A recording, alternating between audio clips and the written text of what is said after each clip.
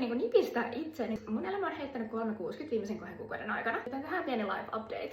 Voidaan aloittaa vaikka siitä, että mähän on siis uudessa kodissa. Mä olen nyt siis muuttanut omakotitaloon. Yleensä on sen tyylinen koti, josta me ollaan oikeasti unelmoitu siis 3 vuotta. Me käytiin katsoa tätä kotia kesäkuun alussa.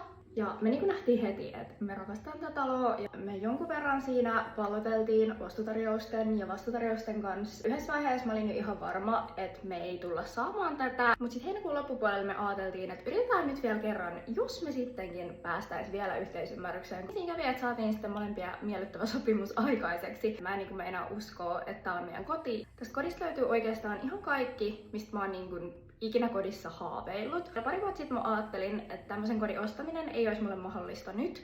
Että ehkä joskus kun mä oon 35, ja tää on vaan niin jotenkin älyttömän hyvä tunne. Että tää oli oikeasti mahdollista mulle 26-vuotiaana. Mä rakastan sitä, että on oma piha. Ja siis toinen hyvin elämää mullistava asia on se, me lanseerattiin mun ja mun parhaan ystävän oma itseruskettava brändi. Mulla ei nyt muuten ole itseruskettavaa, jos sitä mietitte ihan kesän jäljiltä. Vähän vaan jäänyt tommoista pientä päivitystä. Eli heinäkuussa päästiin lanseeraan ja viime vuoden lopulla alettiin työstämään. Eli tää on ollut mulle oikeasti ihan super iso ja aikaa vievä projekti. Eli oikeastaan niin kuin kaikki vapaa-aika, mitä on ollut, niin mä oon käyttänyt bodyglon rakentamiseen. Ja se on ollut hirveän jännittävää, on ollut ihan sikapaljon uusia juttuja. Eli voin sanoa, että niinku töitä ja hommia on tässä niinku riittänyt. Ja mä oon ollut ihan häkeltynyt siitä, että kuin hyvän vastaanoton meidän brändi on saanut. Kaikkein onnellisimman siitä, että me ollaan oikeasti onnistuttu kehittämään tuote, joka on vastannut meidän omiin ongelmiin liittyen itseruskettavaan. Ja se on ehkä ollut kaikkein palkitsevin juttu. Ja tietysti se, että me ollaan kuultu ihan superhyvää palautetta jo nyt meidän asiakkailta, mistä mä oon niin iloinen. Me avattiin Bodyglon verkkokauppa 17.7.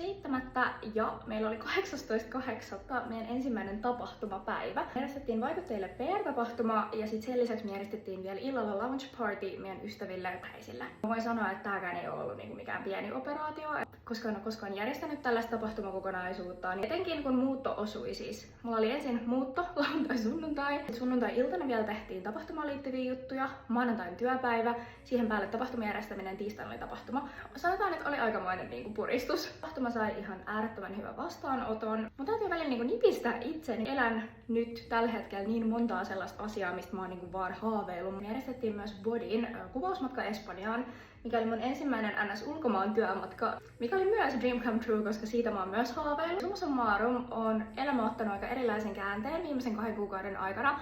Ja mä oon ihan leijailevaa pilvissä, koska mä oon niin onnellinen tällä hetkellä. Ei, kiitos superisti, jos jaksoit katsoa videon tähän asti. Mutta hei, ota mun tiliseurantaan, jos kodin laittaminen, sisustus ja uusi arki kiinnostaa. Ja tietysti, jos haluat kuulla mun arjesta uutena yrittäjänä. Kiitos kun katsoit.